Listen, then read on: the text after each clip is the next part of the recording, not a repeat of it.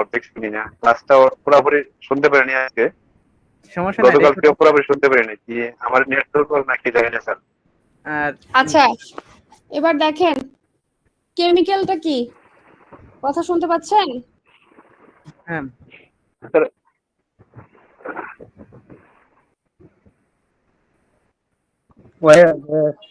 না না, আমরা যে কেমিক্যাল হচ্ছে রাসায়নিক ফ্লেমেবল। দ্রব্য ব্যবহার করি, হ্যাঁ Flammable, রাসায়নিক হ্যাঁ। দ্রব্য ব্যবহার করি, ওই রাসায়নিক দ্রব্য ব্যবহার করার ফলে যদি কোনো হ্যাজার্ড ঘটে বা তৈরি হয়, হ্যাঁ বা দুর্ঘটনা ঘটার সম্ভাবনা থাকে ওই রাসায়নিক দ্রব্য থেকে, ওইটা হবে হচ্ছে আপনার কেমিক্যাল হ্যাজার্ড। যেমন আপনি ওই অ্যালকোহল কি এরকম হইতে পারে। পয়জনাস কিছু রাখলেন, ওকে পয়জনাস কোনো বিষয় রাখলেন যেটা আপনার ডিসপোজাল করা উচিত ছিল কিন্তু আপনি ডিসপোজাল করেন নাই, তো ওইখান থেকে কিন্তু আপনার হ্যাজার্ডটা ঘটার সম্ভাবনা থাকে। এবার এর্গোনমিক কি, এর্গোনমিক হচ্ছে দীর্ঘ সময় ধরে বসে থাকার ফলে আপনার শরীরে যদি কোনো কি বলে এটাকে, কি জানি বলে, একসাথে ধরেন একসাথে অনেকক্ষণ ধরে কাজ করার ফলে আপনার শারীরিক যে ক্ষতি হয় ওই ক্ষতিটাকে আপনি বলতে পারেন এর্গোনমিক হ্যাজার্ড। যেমন আপনি অনেকক্ষণ ধরে বসে আছেন যার কারণে আপনার ব্যাক পেইন হতে পারে, কোমরে ব্যথা হতে পারে, আপনি অনেকক্ষণ ধরে দাঁড়ায় আছেন আপনার পায়ের গোড়ালিতে ব্যথা হইতে পারে। তো এর্গোনমিকটা হচ্ছে আপনার দীর্ঘ সময় ধরে হবে, লং টাইম কোনো একটা কিছু করার ক্ষেত্রেই কিন্তু ওই এর্গোনমিকটা ঘটবে, বুঝতে পারছেন?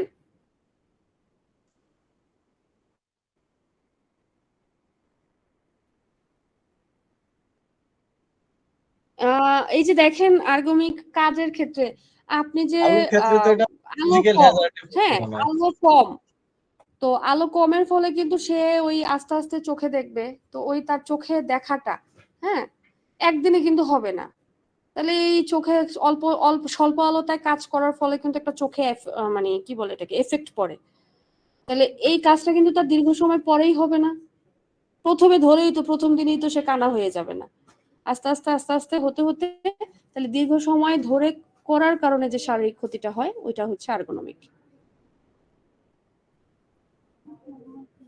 ওকে, ফিজিক্যালটা বলছিলাম কোনো উপাদানের কারণে যদি আমাদের শারীরিক কোনো ক্ষতি হয় বা হওয়ার সম্ভাবনা থাকে সেটাকে আমরা ফিজিক্যাল হ্যাজার্ড বলবো।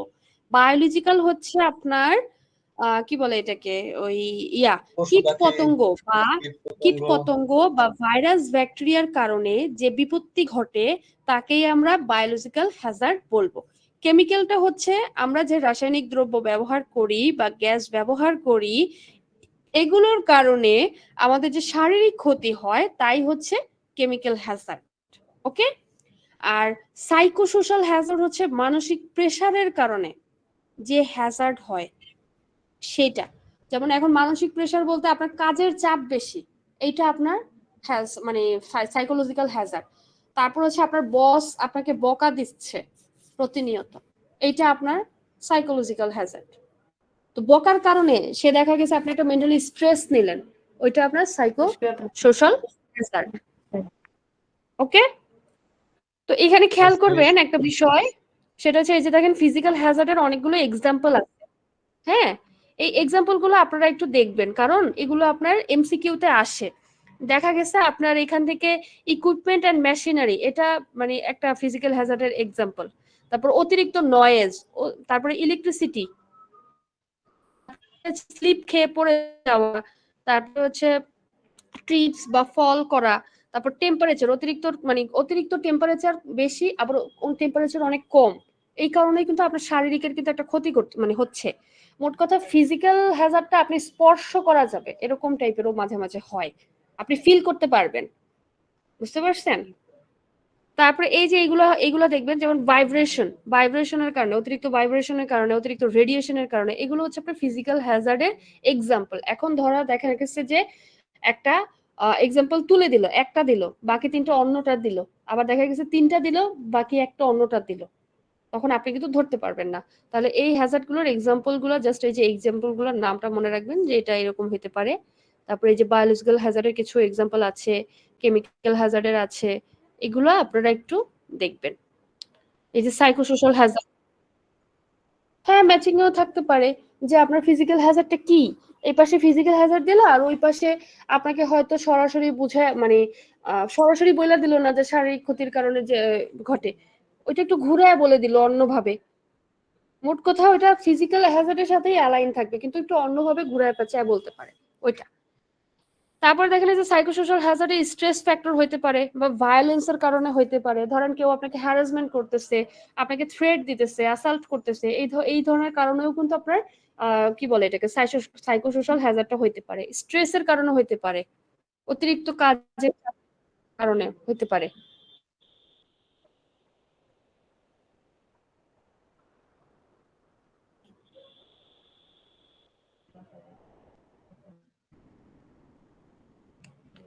ঠিক আছে, ওটা একটু দেখে নেবেন।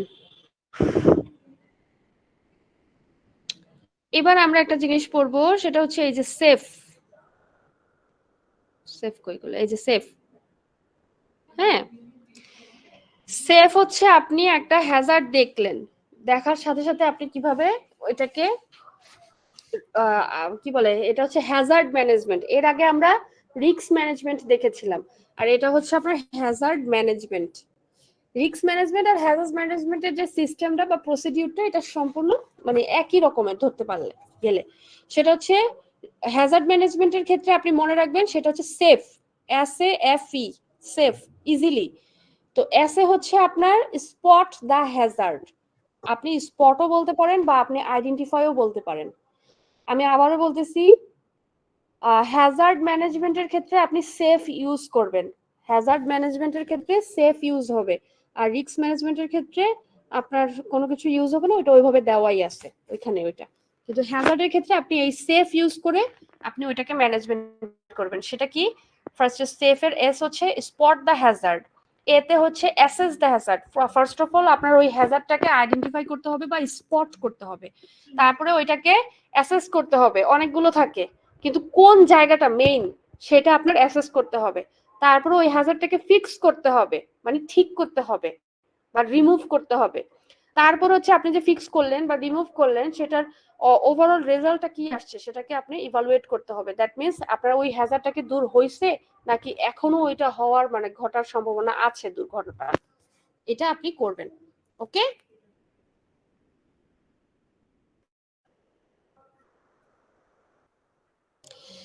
এবার দেখেন ইমার্জেন্সি প্রসিডিউর। একটা ওয়ার্ক প্লেসে আপনার ইমার্জেন্সি প্ল্যান থাকে, ওই ইমার্জেন্সি প্ল্যানে আপনি কোন কোন বিষয়গুলো অন্তর্ভুক্ত করতে হবে সেটা হচ্ছে রিপোর্টিং প্রসিডিউর। আপনার একটা দুর্ঘটনা ঘটলো বা ইমার্জেন্সি হইলো, তা আপনি কাকে রিপোর্ট করবেন, কাকে জানাবেন, সেই প্রসিডিউরটা। তারপর ডেসক্রিপশন অফ অ্যালার্ম সিস্টেম, আপনার একটা দুর্ঘটনা ঘটলো তাহলে অ্যালার্ম সিস্টেমটা আপনার অন থাকতে হবে, অ্যালার্ম সিস্টেমটা আপনার ইয়ে করতে হবে। ডিউটিস এন্ড রেসপন্সিবিলিটিস, দায়িত্বগুলা, ওই সময় কি কি ডিউটিগুলো পালন করতে হবে বা কি কি দায়িত্ব কি আপনার সেটা। Escape route and safe meeting area. Escape route that means এই যে আপনি ধরেন আগুন লাগলো, এখন আগুন যে লাগলো আপনাদের একটা ফায়ার এক্সিট আছে না, আগুন লাগলে তাহলে কোন জায়গা দিয়ে বের হইতে হবে, এই বিষয়টা আপনার ওই ইমার্জেন্সি প্ল্যানে থাকতে হবে। তারপর কমিউনিকেশন মেথড, আপনি কার সাথে ওই ইমার্জেন্সির সময় কার সাথে যোগাযোগ করবেন, আপনার মাথায় তো থাকবে না। আপনি ইন্ডাস্ট্রিতে তাহলে এমন একটা পার্সন থাকতে হবে যে ইমার্জেন্সি প্রসিডিউর আপনি তার সাথে যোগাযোগ করবেন। নেমস এন্ড নাম্বার অফ কি পিপল, যে মেন মেন বিষয়গুলো আছে, মানুষগুলো আছে যাদের সেই নাম্বারগুলোর মানে বা নাম তাদের রাখতে হবে। তারপর regular drills, that means fire যদি হয় তো ওইখান থেকে নিজেকে কিভাবে বাঁচাবেন। তারপরে ফায়ার এক্সিটে ফায়ার ট্রেনিং হয় বিভিন্ন ইন্ডাস্ট্রিতে দেখবেন, ওইগুলোকে বলা হয়েছে রেগুলার ড্রিলস। ওই কাজগুলো আপনাকে বা ট্রেনিং গুলো আপনাকে গ্রহণ করতে হবে বা দিতে হবে। তারপরে map of the building, that means আপনার বিল্ডিং এর কোন জায়গায় কি আছে না আছে, কোন জায়গায় আপনার স্কেপ রুটটা আছে, একটা ম্যাপ আপনি ইনক্লুড করবেন। এটা হচ্ছে ইমার্জেন্সি প্রসিডিউর একটা ওয়ার্ক প্ল্যানের মানে ওয়ার্ক প্লেসের। এবার দেখেন emergency response must plan, emergency response plan must take into account all aspect of any foreseeable emergency plan outline plan response। এই কোয়েশ্চেনটা আপনার আগে আসতো, সেম এরকম ভাবেই আসতো, এখন আসে কিনা আমি জানি না। তাহলে একটা ইমার্জেন্সি রেসপন্স প্ল্যানের ভিতরে আপনি কোন কোন বিষয়গুলা মানে অ্যাড করবেন। এইটা ছিল হচ্ছে আপনার একটা ওয়ার্ক প্লেসের ইমার্জেন্সি প্ল্যানে আপনি কি অ্যাড করবেন, আর এটা হচ্ছে আপনার ইমার্জেন্সি রেসপন্স প্ল্যানে। ওইটা ওয়ার্ক প্লেস ছিল আর এটা ওয়ার্ক প্লেস না। তাহলে ইমার্জেন্সি রেসপন্সে হচ্ছে আপনি ওয়ার্ক প্লেস লোকেশন আর লেআউটটা রাখবেন। ইমার্জেন্সি যাকে অ্যাসেম্বলার, দ্যাট মানে আগুন লাগার ফলে কোন জায়গাটায় গিয়ে সে দাঁড়াইলে নিজেকে সেফ ফিল করবে বা সেফ মনে করবে সেটার একটা পয়েন্ট থাকে, ওইটাকে বলা হয়েছে assembly point. Emergency telephone number দিতে হবে। তারপরে হচ্ছে কি বলে এটাকে, identification of all personal appointed to assume responsibility in an emergency. যারা এই ইমার্জেন্সি রেসপন্স প্ল্যানটাকে করার দায়িত্বে আছে তাদের সাথে যোগাযোগ করতে হবে। Specific plan responses to a potential emergency situation, specific একটা প্ল্যান থাকবে, ওই সিচুয়েশনে কিভাবে কি করবে ওইটা সবাইকে জানাই দিতে হবে। তারপরে হচ্ছে আপনার অ্যালার্ম সিস্টেমটা বাজাইতে হবে। তারপরে হচ্ছে আপনার emergency evacuation arrangement specific to the work site. ওই তৎক্ষণাৎ হচ্ছে ফায়ার, যে কি বলে এটাকে, আগুন নিবায় ওদেরকে ফায়ার ফোর্স না কি জানি বলে, ম্যাম এই ফায়ার ফায়ার ফোর্সের এক্সটিংগুইশার ফায়ার ব্রিগেড না ফায়ার ব্রিগেডিয়ার না কি জানো, ওই যে ব্রিগেড ফায়ার ফায়ার ব্রিগেড বলে। হ্যাঁ হ্যাঁ ফায়ার ওদেরকে ফাইটার। ডাকতে হবে। তারপরে যদি সিচুয়েশনটা খুব খারাপ হয়ে যায় যদি দেখেন, তখন ওই আবার অ্যাম্বুলেন্স এদের সবকে ডাকতে হবে। এই হচ্ছে বিষয়, আর নাই শেষ এসিবিএলএম আমাদের।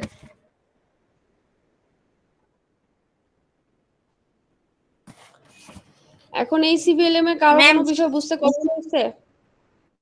এক্সকিউজ মি ম্যাম, একটা কথা বলি ম্যাম। অবশ্যই বলেন। ম্যাম যখন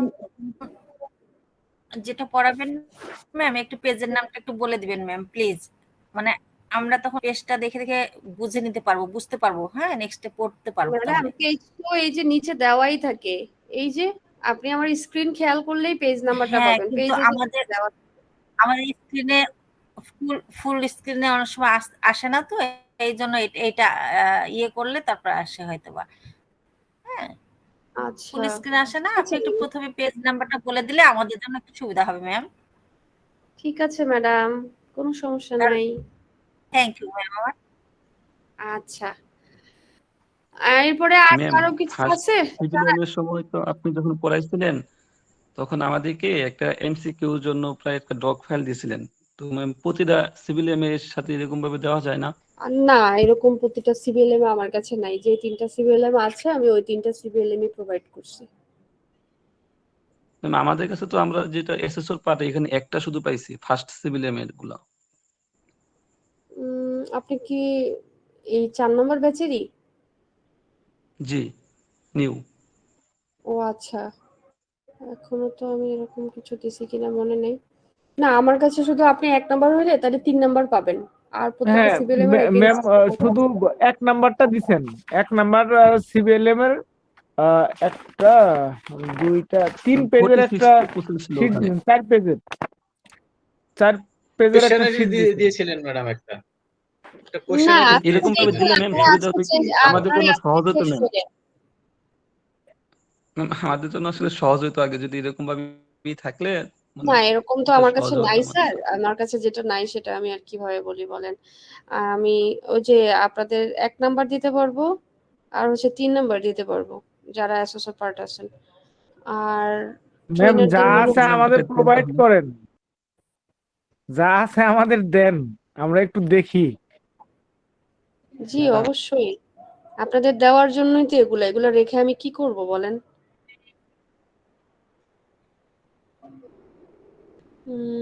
ঠিক আছে, যতটুকু দেওয়ার। আচ্ছা ব্যাপার না, এখন আর কোনো মানে সমস্যা আছে কিনা এই সিপিএলএম এর উপরে? আর আজকে মোটামুটি আমাদের অ্যাসোসিয়েট পার্টের ইয়ে শেষ, আর আইটির যে বিষয়টা, আইটিটা ওইরকম গুরুত্ব দিয়ে ইয়া করা হয় না, তেমন একটা কোয়েশ্চেন আসে না। ওইখানে একটা কোয়েশ্চেন আসে একটা 108 নাম্বার পেজের, ও আইটিতে ওইটা আসে। আর এমনি দেখা গেছে বলে যে ব্রাউজারের নাম লিখতে 5টা বা টুকিটাকি, আইটি ওরকম কিছু না। তো মোটামুটি যদি থিওরি বলেন, থিওরি আমাদের শেষ আপনাদের সাথে যারা অ্যাসোসিয়েট পার্ট আছেন। কালকে জাস্ট আপনাদের এভিডেন্সটা বুঝাবো, এভিডেন্সটা বুঝাইলে হয়তো বা কালকের পরে আপনাদের সাথে যারা অ্যাসোসিয়েট পার্ট আছেন তাদের সাথে আমার সাথে জার্নি শেষ হবে।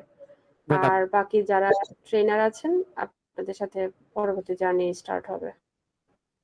ম্যাডাম বলেন। আমাদের কি মানে হ্যাঁ, মানে নমুনা এক্সাম যেটাকে বলি আমরা, হ্যাঁ, এগুলো নেওয়া হবে না? যে কি টাইপের প্রশ্ন, মানে কিরকম প্রশ্ন মেথড আগে প্র্যাকটিস, অবশ্যই নেওয়া হবে। এটা কখন নেওয়া হবে ম্যাডাম? ওই অ্যাসেসমেন্টের আগেই নেওয়া হবে। ওটা কি ফিজিক্যালি নেওয়া হবে নাকি ভার্চুয়ালি? ফিজিক্যালি হয়তো একটা নিবে।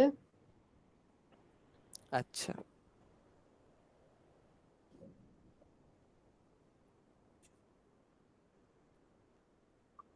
কিরকম?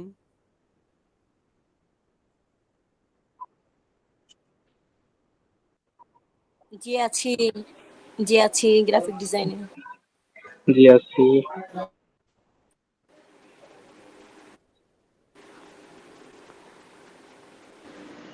আমি গ্রাফিক ডিজাইন।